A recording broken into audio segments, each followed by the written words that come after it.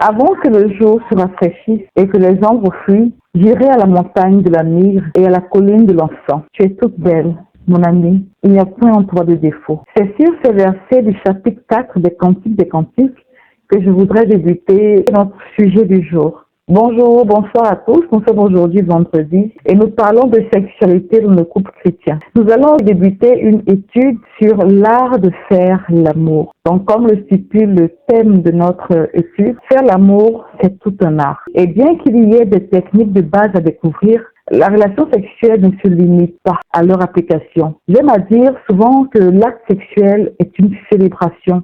L'acte sexuel est un aboutissement, c'est une conclusion.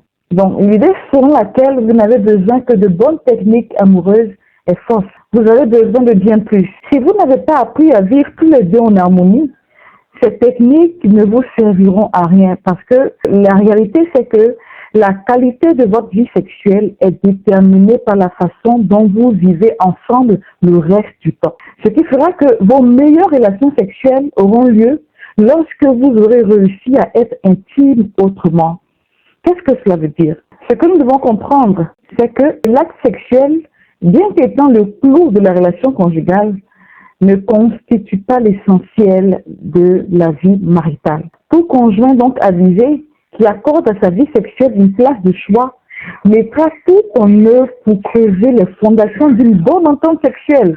Il sera peu judicieux de se limiter au plaisir d'un instant qui soit rendu médiocre par notre incapacité à être intime autrement. Énumérons sans plus pour aujourd'hui les fondations de cette entente sexuelle.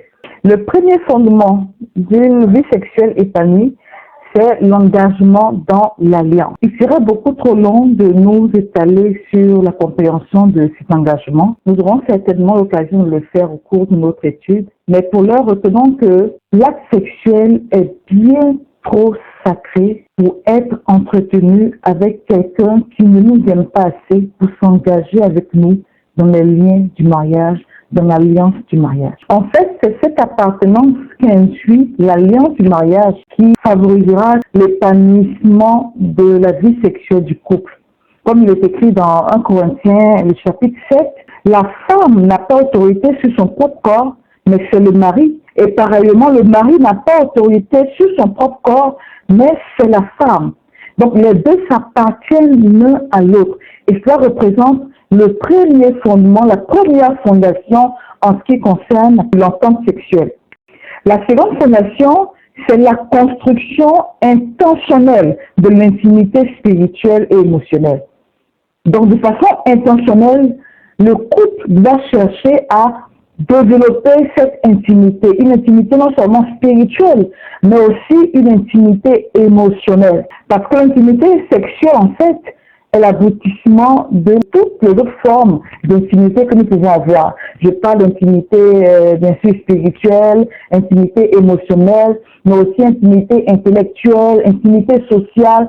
C'est quand nous construisons toutes ces intimités que finalement, cela permet un plein épanouissement de la vie sexuelle. Et il en est ainsi parce que, selon 1 Thessaloniciens 5, le verset 23, nous sommes esprit, âme et corps. La troisième fondation de l'entente sexuelle consiste à rester continuellement à l'école de l'autre. Nous devons savoir que même pour quelqu'un qui a eu un passé sexuel, ce passé sexuel-là ne peut en aucun cas permettre un plein épanouissement de sa vie sexuelle actuelle parce que chaque personne est différente, chaque personne a sa propre sensibilité, chaque personne a ses propres besoins sexuels.